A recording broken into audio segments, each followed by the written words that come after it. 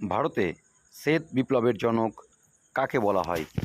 Walter Penck, Salim Ali, Verghese Kurien, Jaishankar.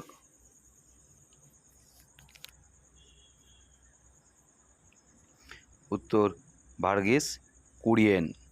Verghese কুরিয়েনকে ভারতের শ্বেত বিপ্লব অর্থাৎ দুগ্ধ বিপ্লবের জনক বলা হয়। ভারতে নীল বিপ্লবের জনক কাকে বলা হয়? রামাকৃষ্ণান, অরূপ কৃষ্ণান, সিভি রমন, রাধাকৃষ্ণান।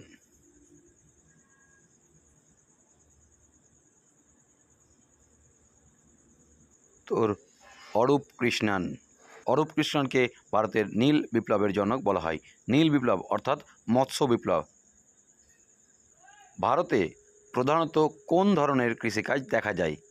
জীবিকা সত্তাভিত্তিক কৃষি, বাণিজ্যিক কৃষি, মিশ্র কৃষি, ব্যাপক কৃষি।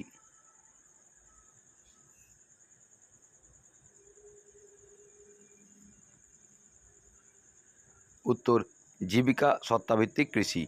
ভারতের কৃষিকাজটা হচ্ছে জীবিকা সত্তাভিত্তিক কৃষি।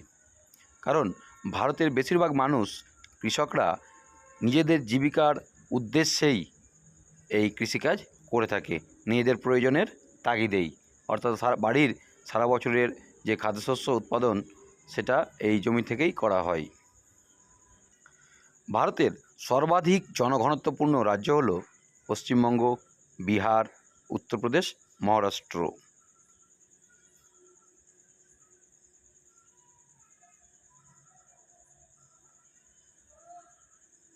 উত্তর বিহার।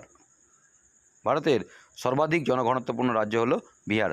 2011 সালের যে সেন্সাস বা জনগণনা হয়েছিল তার রিপোর্টের ভিত্তিতে বিহারের জনঘনত্ব সর্বাধিক। এরপরে রয়েছে পশ্চিমবঙ্গ। বিহারের জনঘনত্ব হচ্ছে 1102 জন প্রতি বর্গ কিমি।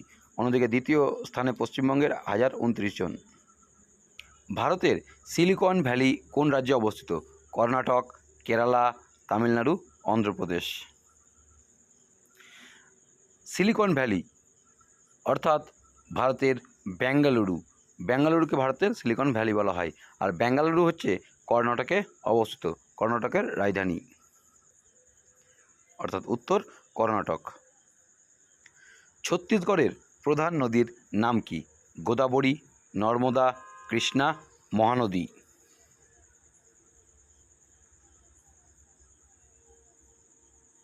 উত্তর মহানদী। ছত্তিশগড়ের প্রধান নদী হলো মহানদী। উন্নয়নের একটি প্রধান সূচক হলো সাক্ষরতা, মোট আভ্যন্তরীণ উৎপাদন, প্রত্যাশিত আয়ুষ্কাল, ক্রয় ক্ষমতার সক্ষমতা।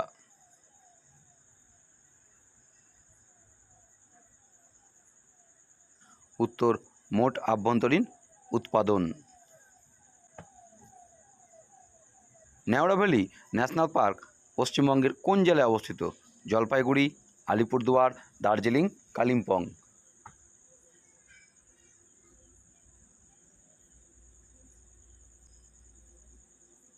উত্তর কালিম্পং। কালিম্পং জেলায় এই নেওড়া ভ্যালি ন্যাশনাল পার্ক অবস্থিত।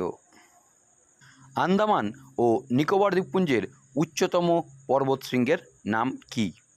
জিন্দাগাদা, Doddabetta, saddle peak, mount Harrier.